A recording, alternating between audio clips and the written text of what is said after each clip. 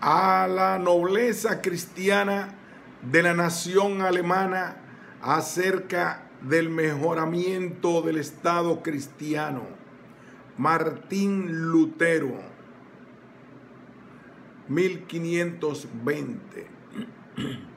Jesús, al reverendo y digno señor Nicolás Amsdorff, licenciado en las Sagradas Escrituras, mi especial y propicio amigo, doctor Martín Lutero.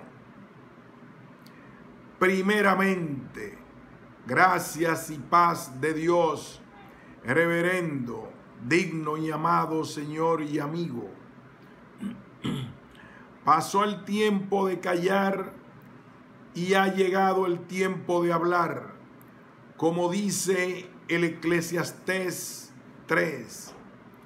Según nuestro propósito, hemos reunido a algunos fragmentos acerca de la reforma del Estado cristiano para proponerlos a la nobleza cristiana de la nación alemana.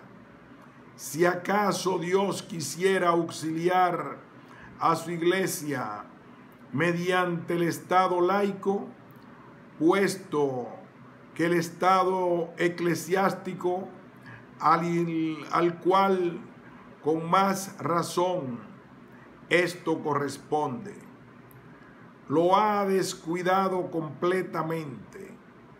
Lo remito todo a vuestra reverencia para juzgarlo, y si fuere menester, corregirlo.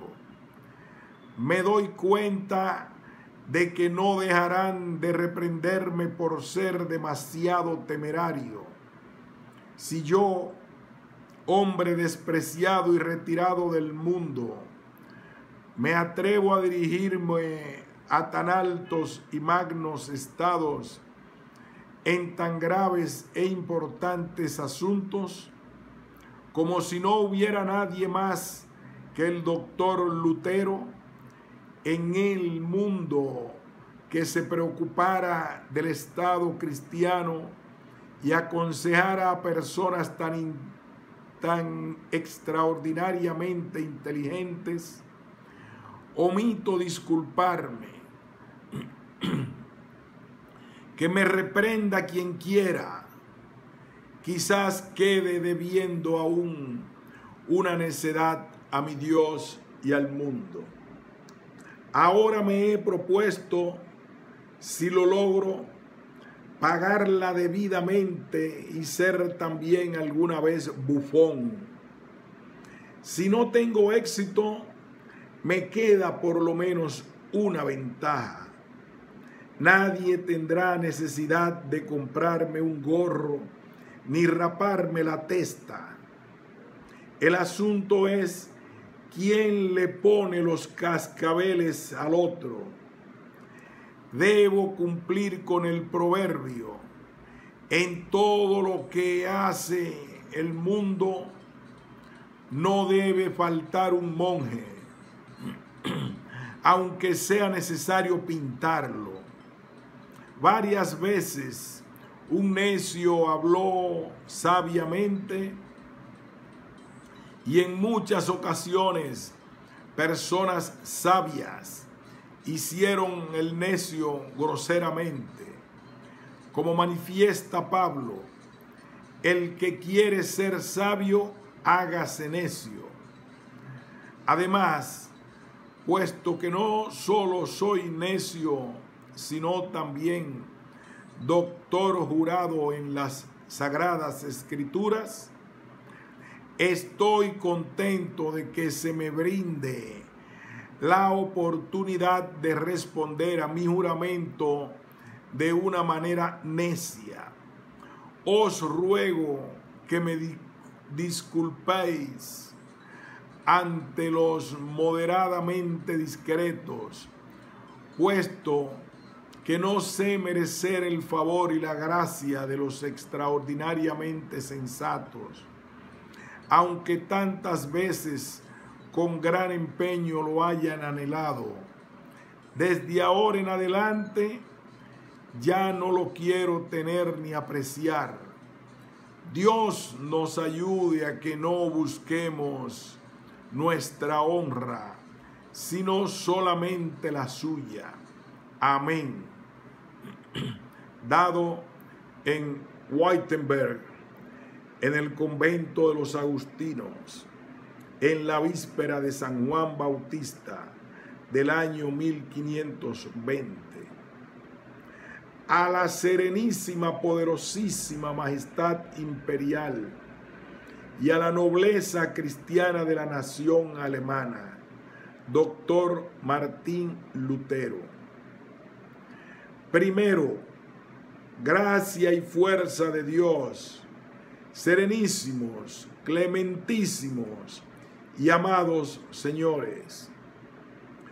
No ha sucedido por mera impertinencia ni por desafuero que yo, pobre hombre solitario, haya osado hablar ante vuestras altas mercedes. La miseria y el gravamen que pesan sobre todos los estados, máxime sobre los países alemanes, me han movido no solo a mí, sino a cualquiera para gritar con frecuencia y pedir auxilio. Ahora también me han obligado a gritar y a clamar para ver si Dios quiere dar a alguien el espíritu de socorrer a la miserable nación. Muchas veces los concilios emprendieron algo, pero ha sido impedido y empeorado hábilmente por la astucia de algunos hombres. Con la ayuda de Dios me propongo dilucidar semejante perfidia y maldad para que, una vez conocidas, en adelante ya no entorpezcan y perjudiquen tanto. Dios nos ha dado por cabeza a un noble joven y con ello se ha despertado una grande y buena esperanza en todos nuestros corazones. Junto a esto corresponderá que nosotros contribuyamos con lo nuestro y usemos provechosamente el tiempo y la gracia. Lo primero que en este asunto debemos observar es que por lo menos con toda seriedad nos cuidemos de no emprender nada confiando en una gran fuerza o inteligencia, aunque el poder de todo el mundo fuera nuestro, puesto que Dios no puede ni quiere tolerar que una buena obra se empiece confiando en la propia fuerza e inteligencia. Dios nos derriba, no hay remedio. Como dice el Salmo 33, ningún rey será salvo por su gran valor y ningún ejército por la mucha fuerza. Presiento que por esta razón aconteció en tiempos pasados que los queridos príncipes, los emperadores Federico I y Federico II y muchos emperadores alemanes más fueron tan pisoteados y oprimidos lastimosamente como los papas, aunque el mundo les temía. ¿Acaso confiaron más en su poder que en Dios y por ello tuvieron que caer? Y en nuestra época, ¿qué elevó tan alto a Julio II, el ebrio de sangre? Presiento que Francia, los alemanes y Venecia confiaban en sí mismos. Los hijos de Benjamín derrotaron a 42 israelitas que confiaban en su poder. Para que no nos suceda lo mismo con este noble Carlos, hemos de estar seguros de que en este asunto no tenemos que ver con hombres, sino con los príncipes del infierno que bien pueden llenar el mundo con guerra y derramamiento de sangre. Pero ellos mismos no se dejan vencer así.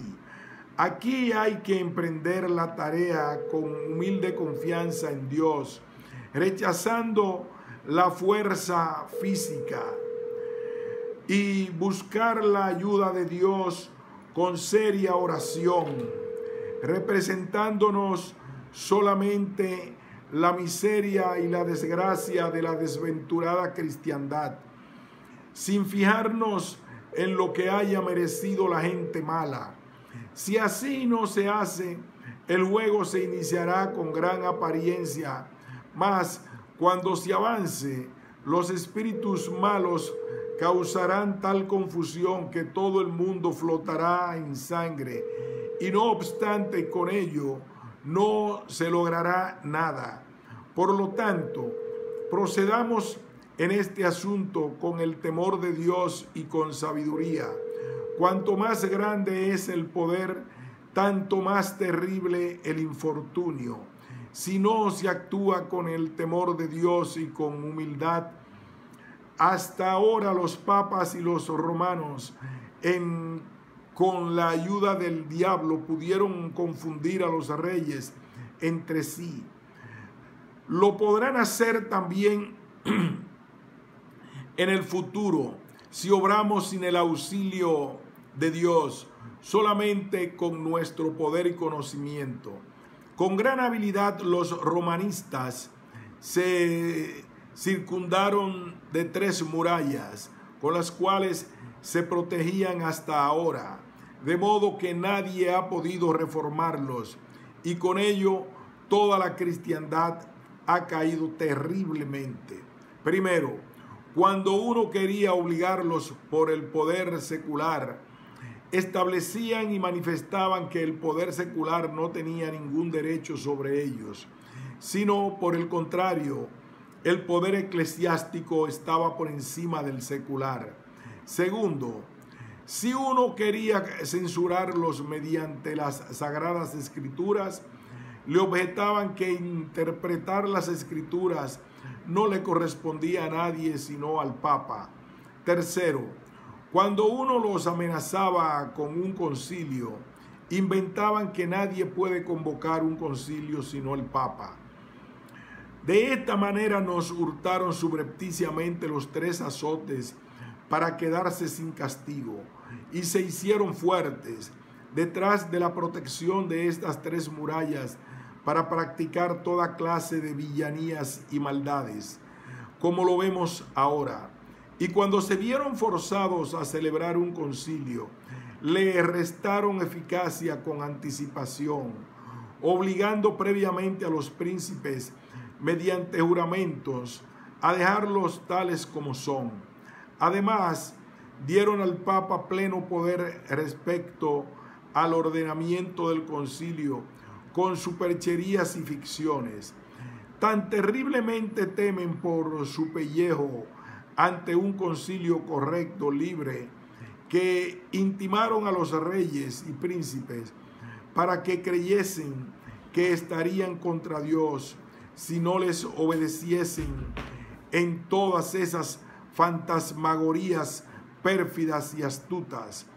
Que Dios nos ayude ahora y nos dé una de las trompetas con las cuales se destruyeron las murallas de Jericó, a fin de que derribemos también de un soplo esas murallas de paja y papel, y tomemos los azotes cristianos para castigar el pecado y revelar la astucia y el embuste del diablo. Así, mediante el castigo, nos corregiremos y recuperaremos el favor de Dios. Empezaremos por atacar la primera muralla. Se ha establecido que el Papa, los obispos, los sacerdotes y los monjes sean llamados el estado eclesiástico, y los príncipes, los señores, los artesanos y los agricultores el estado secular. Es una mentira sutil y un engaño. Que nadie se asuste, y esto por la consiguiente causa. Todos los cristianos son verdad de estado eclesiástico, y entre ellos no hay distingo, sino solo a causa del ministerio. Como Pablo dice que todos somos un cuerpo, pero que cada miembro tiene su función propia con la cual sirve a los restantes. Esto resulta del hecho de que tenemos un solo bautismo, un evangelio, una fe y somos cristianos iguales, puesto que el bautismo, el evangelio y la fe de por sí solas hacen eclesiástico y pueblo cristiano. El hecho de que el Papa o el obispo unja, tonsur, ordene, consagre y vista de otro modo que los laicos, puede hacer un hipócrita y falso sacerdote, pero jamás hace un cristiano o a un hombre espiritual. Según ello, por el bautismo todos somos ordenados sacerdotes, como San Pedro dice: vosotros sois un sacerdocio real y un reino sacerdotal. Y en el Apocalipsis 20, y por tu sangre nos ha hecho sacerdotes y reyes. Si en nosotros no hubiera una ordenación más alta que la que da el Papa u obispo, por la ordenación del Papa y obispo jamás se haría un sacerdote. Tampoco podría celebrar misa, dedicar y absorber. En consecuencia, la ordenación por parte del obispo no es otra cosa que tomar a uno de entre la multitud y en el lugar y por representación de toda la comunidad, puesto que todos tienen el mismo poder, y mandarle ejercer ese mismo poder por los demás es como si 10 hombres, hijos del rey y herederos iguales, eligiesen a uno para administrar la herencia por ellos.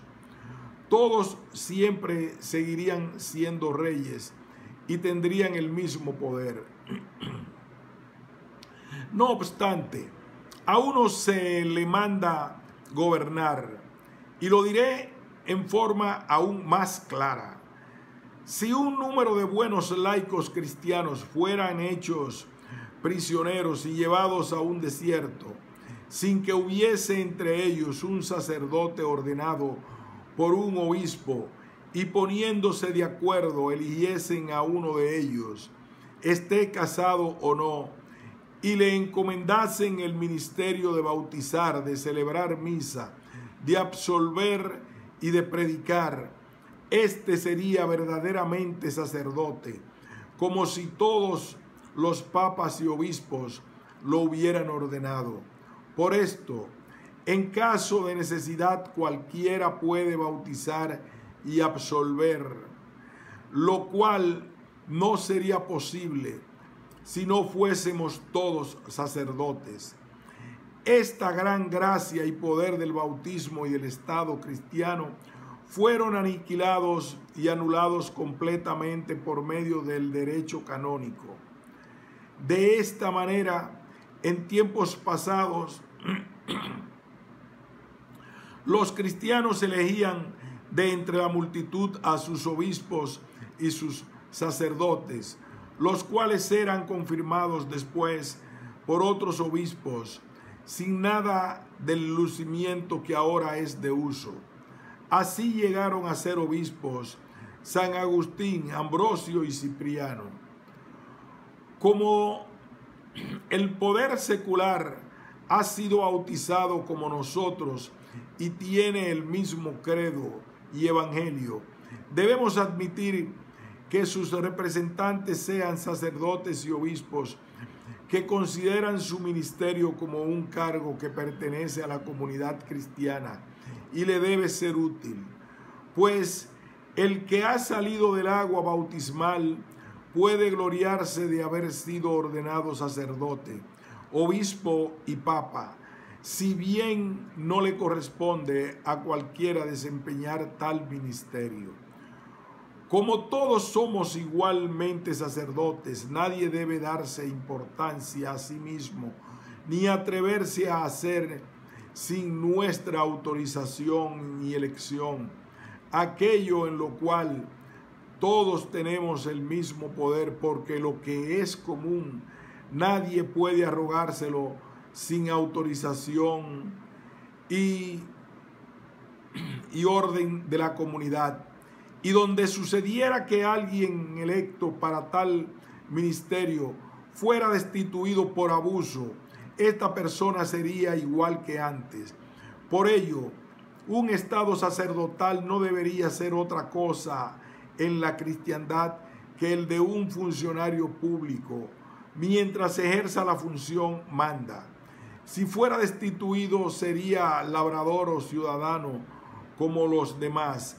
Por tanto, un sacerdote ya no es sacerdote en verdad cuando lo destituyen, mas ahora han inventado caracteres indelebles y parlotean que un sacerdote destituido es, no obstante, una cosa distinta de un simple laico. Hasta sueñan con que un sacerdote jamás puede ser otra cosa que sacerdote. No puede volverse lego. Empero, todo esto es solo habladuría y ley inventada por el hombre. De ello resulta que los laicos, los sacerdotes, los príncipes, los obispos y, como dicen los eclesiásticos y los seculares, en el fondo solo se distinguen por la función u obra y no por el estado, puesto que todos son de estado eclesiástico, verdaderos sacerdotes, obispos y papas, pero no todos hacen la misma obra, como tampoco los sacerdotes y monjes no tienen todos el mismo oficio. Y esto lo dicen San Pablo y Pedro, como manifesté anteriormente, que todos somos un cuerpo cuya cabeza es Jesucristo y cada uno es miembro del otro. Cristo no tiene dos cuerpos ni dos clases de cuerpos, el uno eclesiástico y el otro secular. Es una sola cabeza y ésta tiene un solo cuerpo. Del mismo modo, los que ahora se llaman eclesiásticos o sacerdotes, obispos o papas, no se distinguen de los demás cristianos más amplia y dignamente que por el hecho de que deben administrar la palabra de Dios y los sacramentos. Esta es su obra y función. Así la autoridad secular tiene en la mano la espada y el azote para castigar a los malos y proteger a los buenos. Un zapatero, un herrero y un labrador tienen cada uno la función y la obra de su oficio. No obstante, todos son igualmente sacerdotes y obispos ordenados, y cada cual con su función u obra útil y servicial al otro, de modo que varias obras, todas están dirigidas hacia una comunidad para favorecer al cuerpo y al alma, lo mismo que los miembros del cuerpo, todos sirven el uno al otro. Ahora mira con qué espíritu cristiano se han establecido y afirmado que la autoridad secular no esté por encima del clero, ni que deba castigarlo. Esto significaría que la mano no debe hacer nada cuando el ojo sufre gravemente. ¿Acaso no es un antinatural, por no decir anticristiano, que un miembro deba ayudar al otro a impedir que se corrompa? Cuanto más noble es el miembro, con tanto mayor ahínco debe ayudarlo los demás. Por ello digo, con la autoridad, como la autoridad ha sido instituida por Dios para castigar a los malos y proteger a los buenos, se le debe dar la libertad para su función, a fin de actuar sin obstáculos dentro de todo el cuerpo de la cristiandad, sin mirar a la persona, aunque caiga sobre el Papa, los obispos, los curas, los monjes, las monjas o lo que sea.